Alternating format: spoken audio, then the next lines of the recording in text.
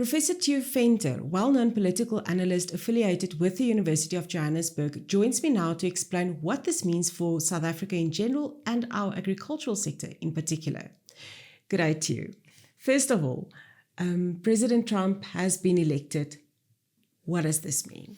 Well, elected and then inaugurated on the 20th of January, in the same week that the World Economic Forum takes place. And so everybody is watching Donald Trump 2.0. Is he going to do it differently? Because the conditions between his first term and his second term, and officially it's called a non-consecutive second term because there was somebody in between, Biden. It means that the Republicans now, like you said, control the Senate marginally, not with a big majority.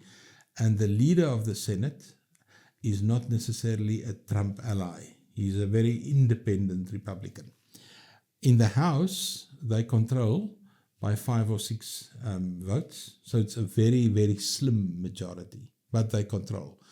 But they also control the judiciary because of the 9 judges, at least 6 of them are conservative. So Donald Trump enters his second term with the government behind him.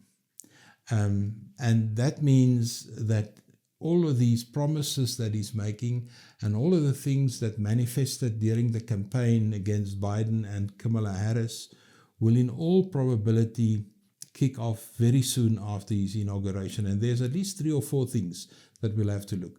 We'll have to look for decision-making on immigration, the so-called wall, kicking out people that's in America illegally. We'll have to look at him doing tariffs against a lot of countries. Whether he's going to do that or whether it's just a threat, we'll have to see, because we don't know. The third thing we'll have to watch is his mega principles, and that is the policy of making America great again. And that's basically stimulating the American economy.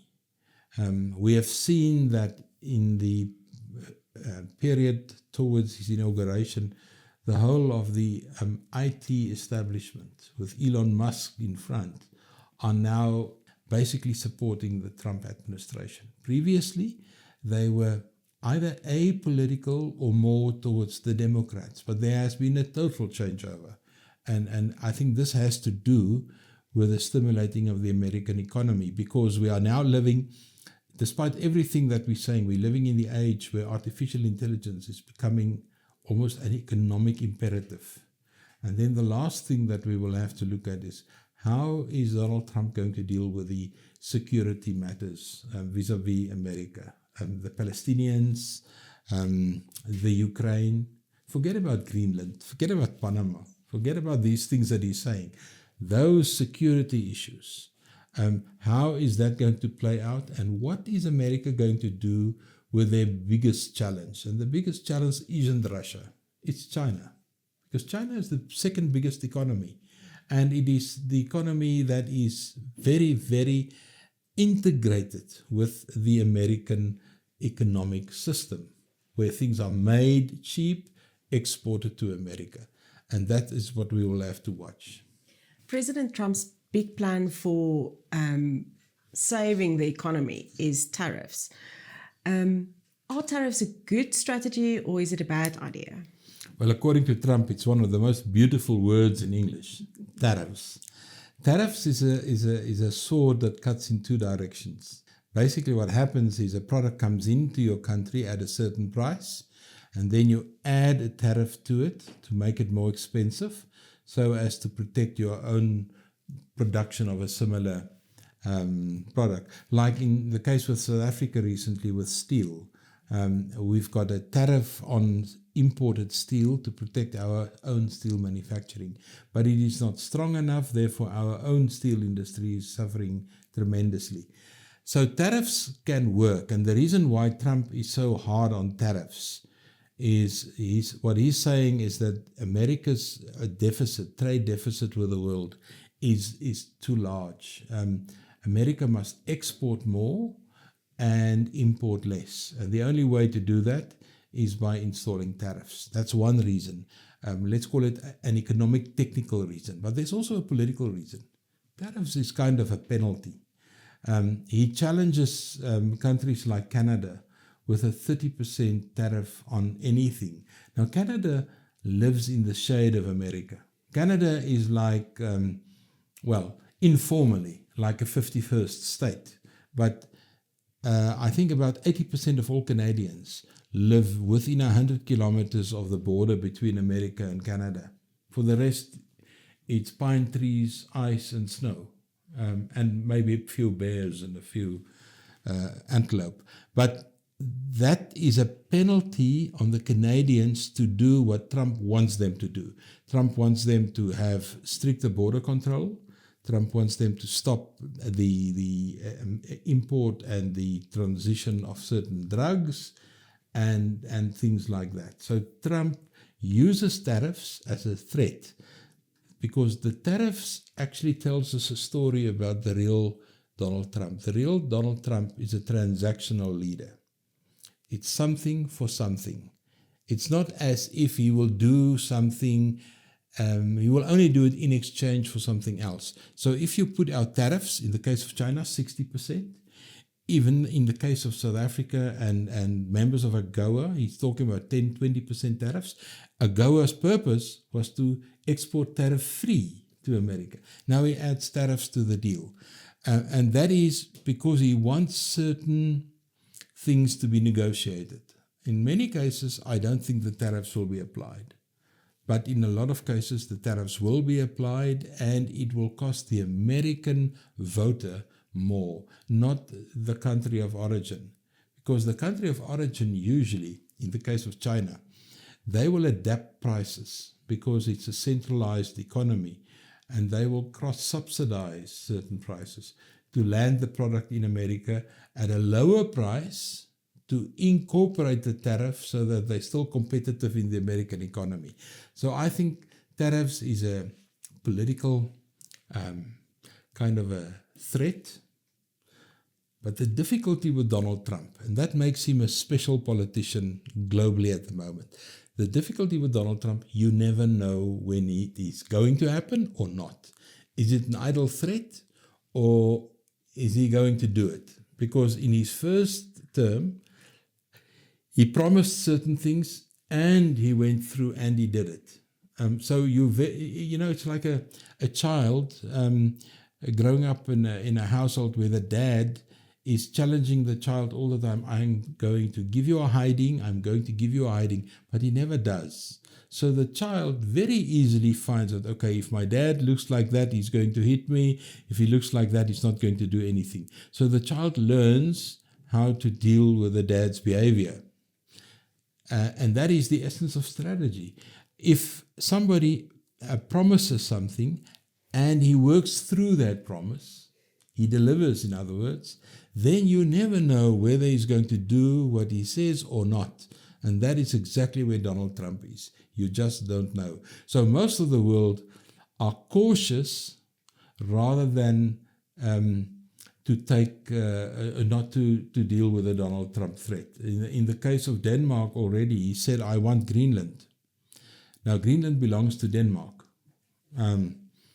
It's a big island.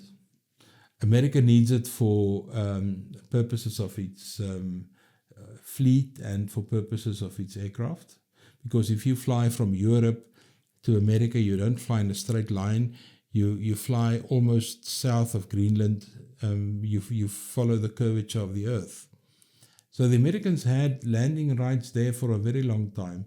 And I think the Danish people are saying, well, let the Americans give it to them.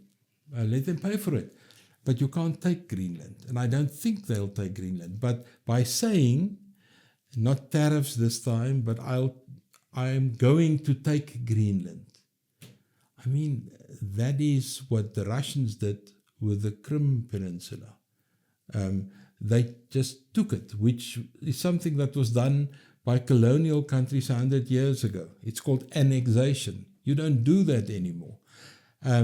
But I think what Donald Trump wants is a deal, an agreement by the Danish under very favorable conditions. And that is really to understand him, that he's transactional. And tariffs is part of that transactional character. But how must South Africa's agricultural sector view these tariffs? Because it might happen or it might not happen, so they need to be cautious. Yeah, I think we must be cautious. And I think our agriculture is dependent on a great deal of American technology, a great deal of American farm equipment, from big harvesters right through to whatever seed and there's a huge dependency on American technology. But I think the most important issue for South Africa is that the agricultural sector should, in a sense, liaise with government, saying to government, let's look at our relationship with the Americans. Let's take a softer approach. I am not saying that one should argue for a change in policy, because that's not going to happen in Pretoria overnight. But a softer application, that can happen. And a lot of countries are doing exactly that. And I think we've already demonstrated a softer approach. We've sent Ibrahim Rasool back as ambassador to Washington. Now, Ibrahim Rasool used to be the ambassador in Washington. He's a very balanced and a very cautious politician that became ambassador. And I think that's already an indication that we take Washington serious.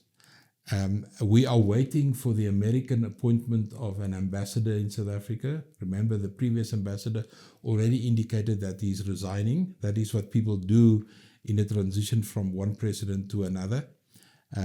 Brigadier was the ambassador that made the story about Lady Red in Cape Town.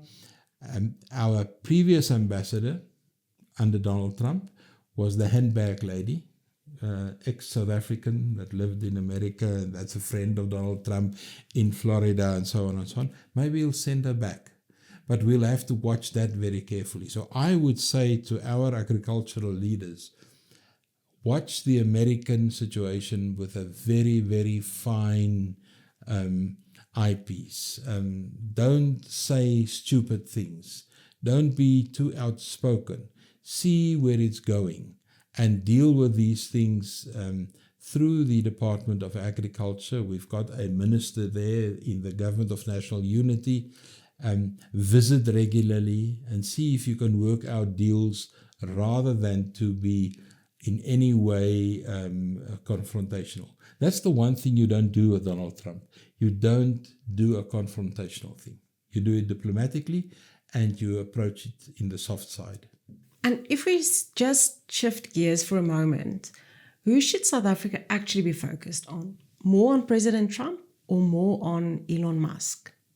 That's a difficult question. Elon Musk, let me first say this. It's a fairly recent romance, the one between Trump and Musk.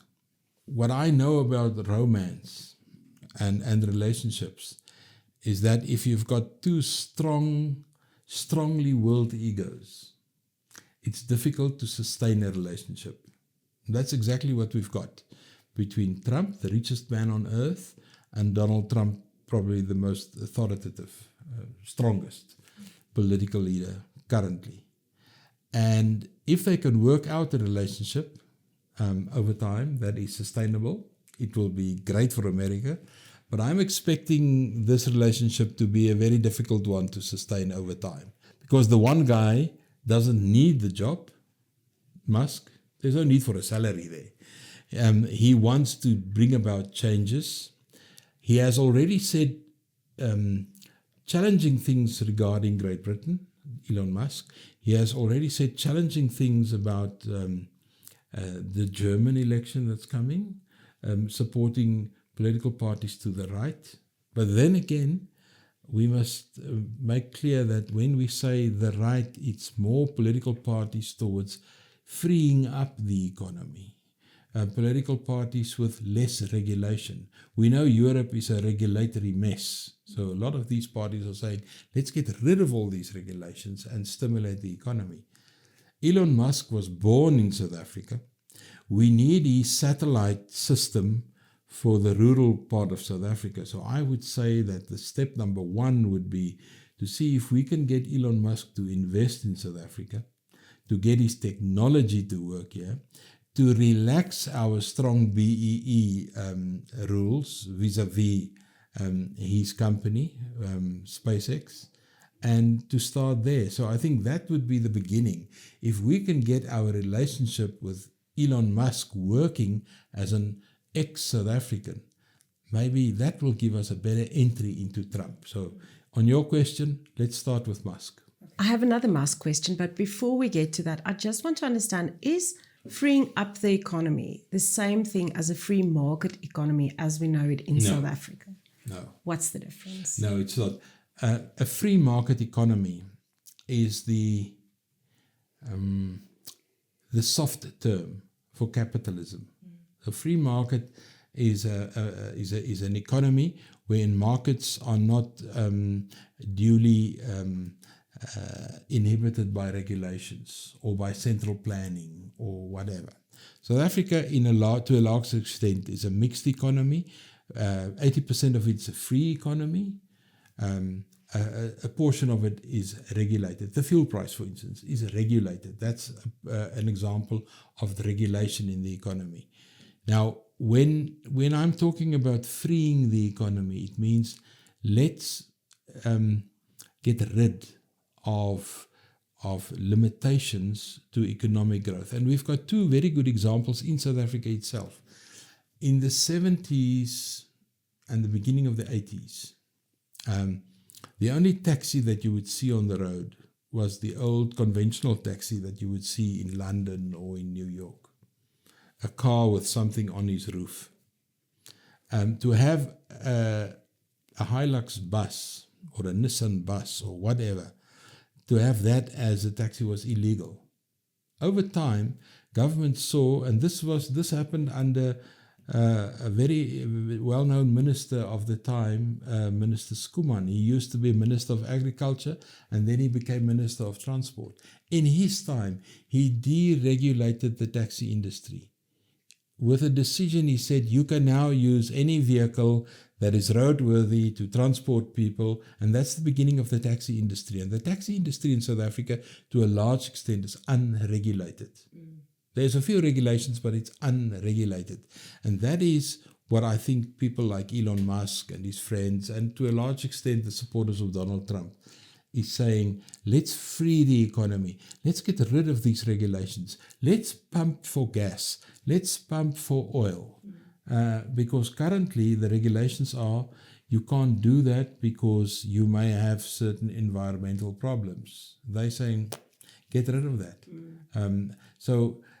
But now, if you totally deregulate, you also have sometimes a situation where you cannot, in a deregulated market, bring about the transformation that you would like. Transformation very often, or changes very often, goes along with regulations. BEE is an example of a regulated economy. You can only do that if certain percentages of your board is either black or white or whatever the mix. And that is that regulation that prevents South Africans from using the Elon Musk satellite internet system, especially in our rural areas, where it is very important and very necessary. And I think we will see some movement on that. But I can't see us having a totally deregulated economy whatsoever. The second example that I wanted to mention about deregulation is in agriculture.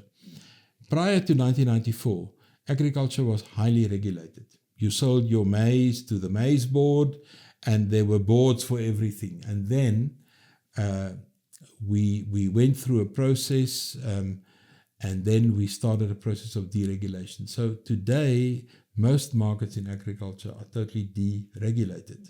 And it is self-managed internally through all kinds of organizations. So we've had an experience, and I think broadly speaking, the deregulation of our agricultural products brought about a lot of growth, a lot of potential, but you can see the problems with deregulation in times of huge droughts or unseasonably high rainfall, where you can see there's no central body that can manage the problem.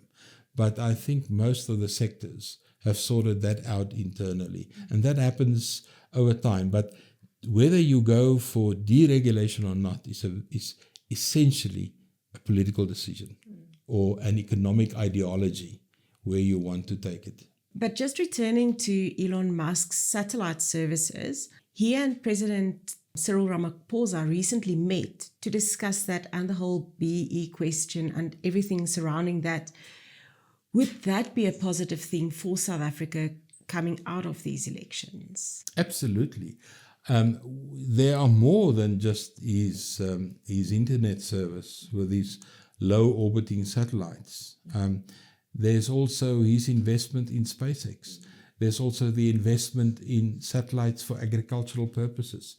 There's also his investment in artificial intelligence. There's so many things that sit in this Musk empire that South Africa can gain. But the big question is, and we find this among people like Elon Musk, that has developed an empire and that has got a lot of individual power, that when he enters a country and you put too many limitations on him, he will just go to another country. There's no need. I don't think his birth in South Africa, Pretoria to be more specific, going to Pretoria Boys High, has any specific emotional attachment to our economy. I think he's beyond that, and I think South Africa can really, after 30 years of the new dispensation, and the ANC is saying that they're reinventing themselves, I think part of the government of national unity and the ANC's reinvention can be that we can relax some of these strict regulations to get the South African economy growing, especially in this year, the G20 year for South Africa. South Africa is the chairman of the G20. The first of the G20 meetings already took place. Several of these meetings kick off in February, and the big story will be from the 18th to, I think, the 20th or the 22nd of November will be the big summit. So this year is really a huge potential for South Africa, agriculturally, technologically, economically, if we want to get the economy going. And with that, I include the agricultural economy. This is the year where we are given this unique opportunity to do it. And in all probability, Donald Trump will visit South Africa during the G20 summit, which I think will be a great thing. Yeah. And while we're on the G20, speaking globally, might we be seeing the start of a new world order? No, I think let's just distinguish from a South African perspective. We belong to BRICS. BRICS has now been expanded. I think it now includes 11 countries, because most recently Indonesia also joined BRICS. Then we also belong to the G20. The G20 is an expansion of the G7. The G7 are the 7 biggest economies in the world, and then they have invited the other economies. Those include Brazil, China, South Africa, Nigeria, I think Egypt as well, Malaysia, Indonesia. So all the major countries, the top 20 economies. That's an economic alliance. It's not a political alliance.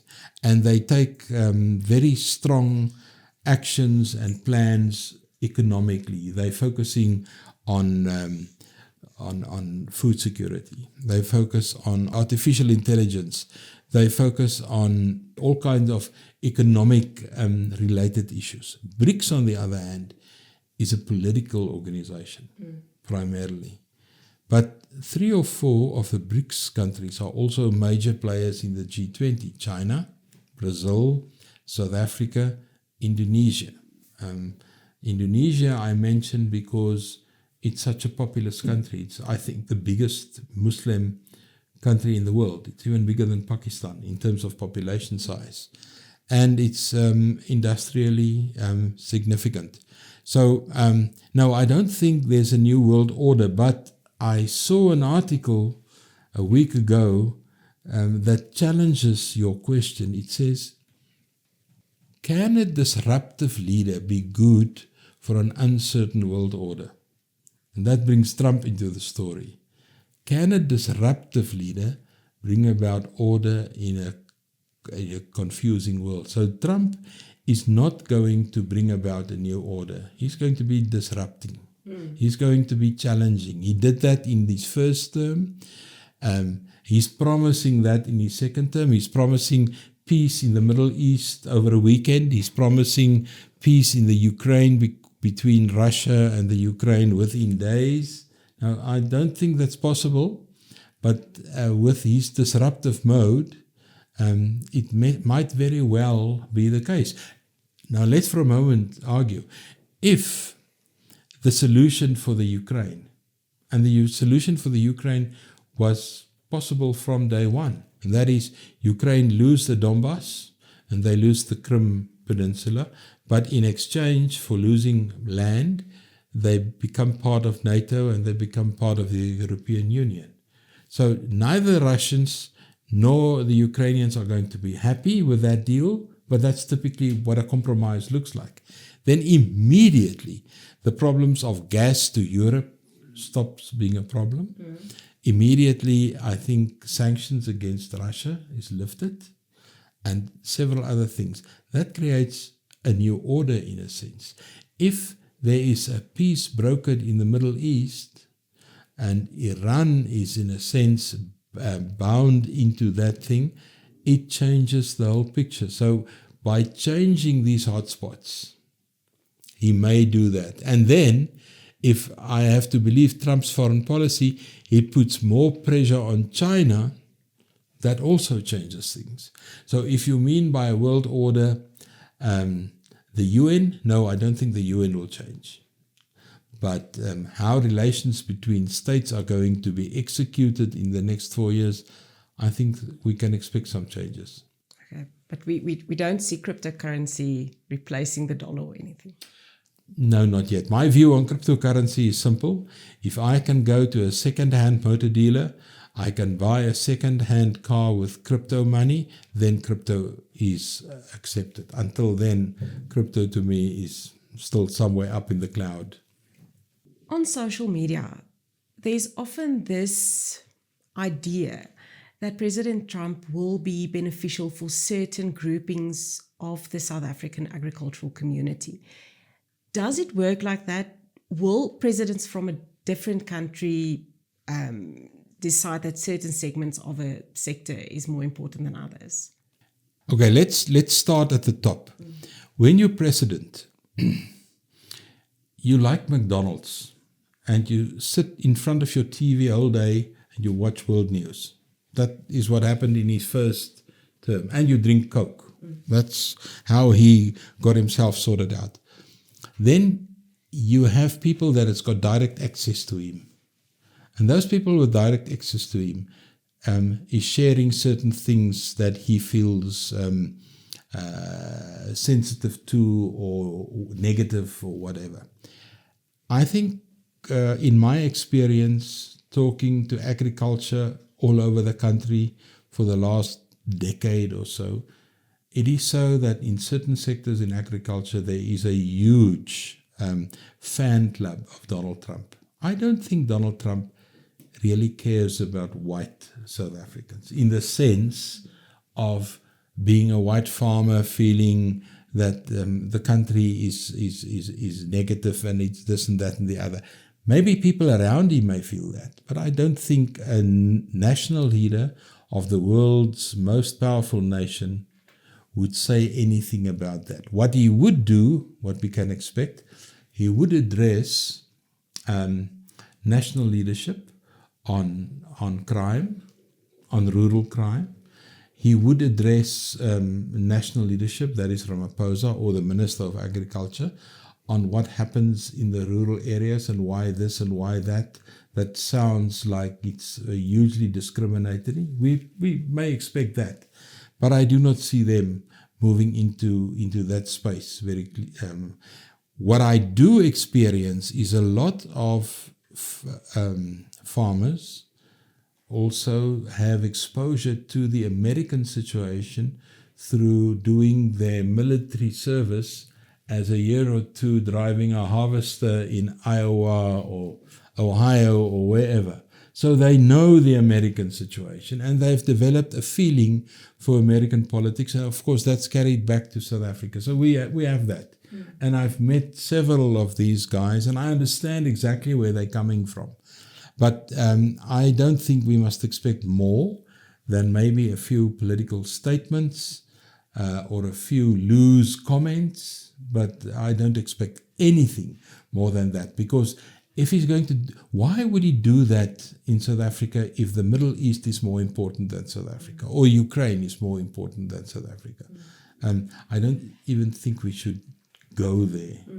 We will definitely have lobbying groups, interest groups that will visit Washington and that will speak to some of these guys with their YouTube programs, and they will make South Africa's case.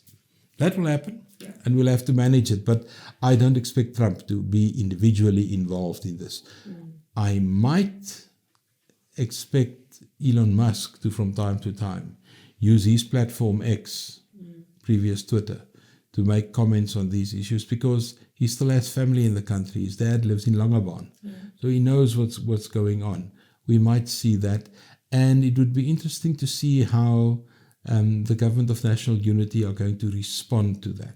Again, I would say, in your response, think before you write or type or whatever. Don't just shoot from the hip. Yeah. And on a personal note, I have to ask, what do you think the world learned about the state of traditional media during the American election, and especially the results afterwards? Well, the media is going through a huge transformation globally. When I saw that for the first time, I was sitting in a press conference and I saw a journalist typing on Twitter what we are listening, a politician is saying. I got what she said on Twitter a few seconds later, read the article the next day in the newspaper. So I stopped reading the newspaper. I'm watching her Twitter feed now, because that's real, that's immediate. And then over time, you can see where this transformation is going. So eventually in South Africa, we got rid of printed newspapers recently, at least Beeld and Rapport and these kind of things. In America, it's not different. There's more newspapers like Washington Post, the New York Times, and so on, that already are 90% digital.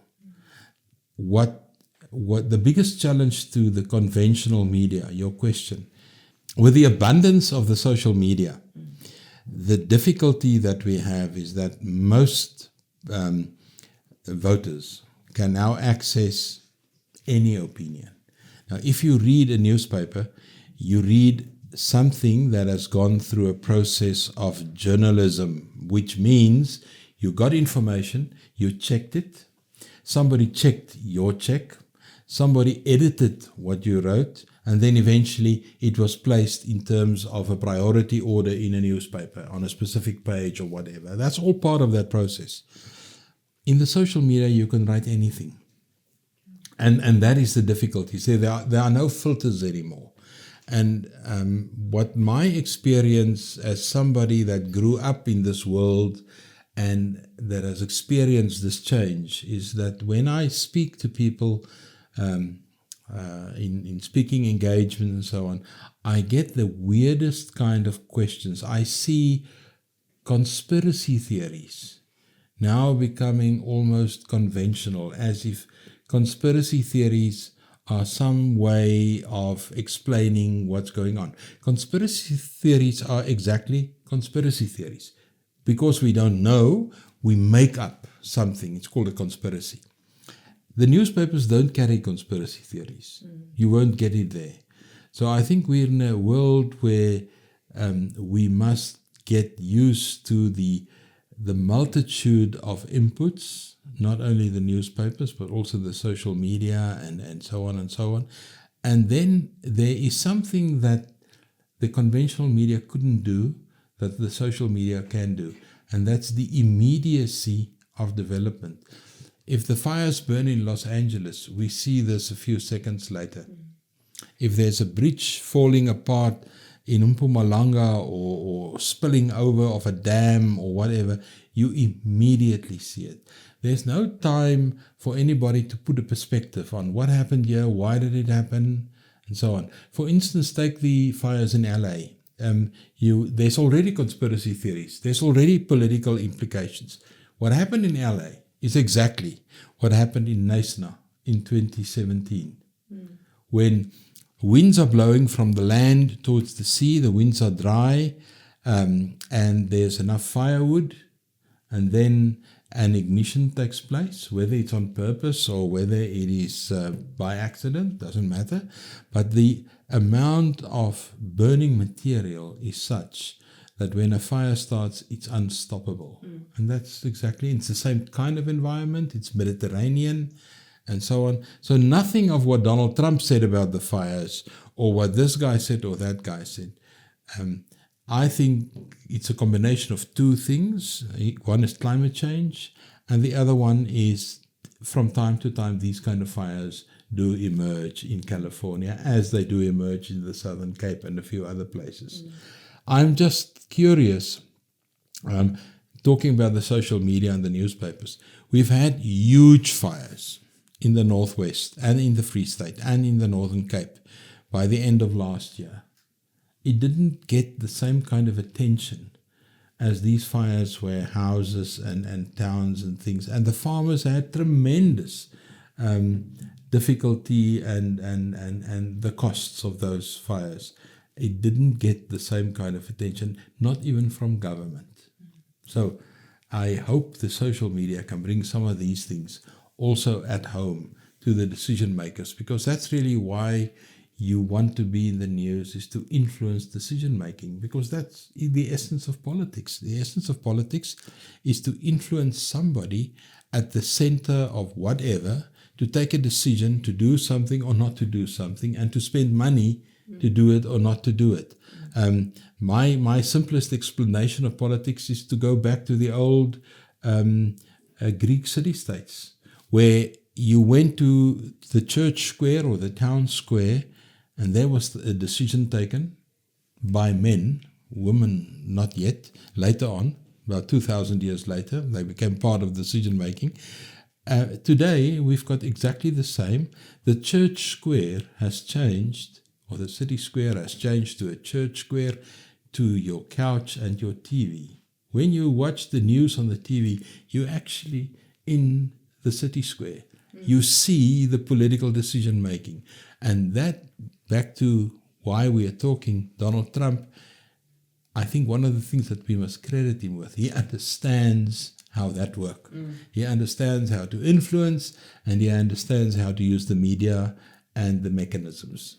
But he doesn't necessarily always do it accurately, fairly, justly, the way that you would expect from a newspaper. So in this changing world of media, what would your advice be to distinguish fact from fiction going forward? You know, one of Hitler's propaganda chiefs said, rule one of propaganda, it must be as close as possible to the truth, as close as possible. And secondly, if you repeat it enough, people will believe it. So facts, what is factual, what is not factual, is a gray area. We live in a world that I from time to time use the acronym VUCA. And one of those VUCA areas, the V is for volatile, the U is for uncertain, the C is for complex. and the A is ambiguity. Now, ambiguity is exactly what I'm talking. Something can be right and wrong at the same time. So it's very difficult to distinguish between those things. But what you've said about Donald Trump is he knows how to use the media, but he's also the high priest of the hyperbole. In other words, he wouldn't say it's nice. He would say it's beautiful, it's the best ever. That's hyperbolic. It's to put it in terms that people just can't fight with. And that is what makes him a very special politician.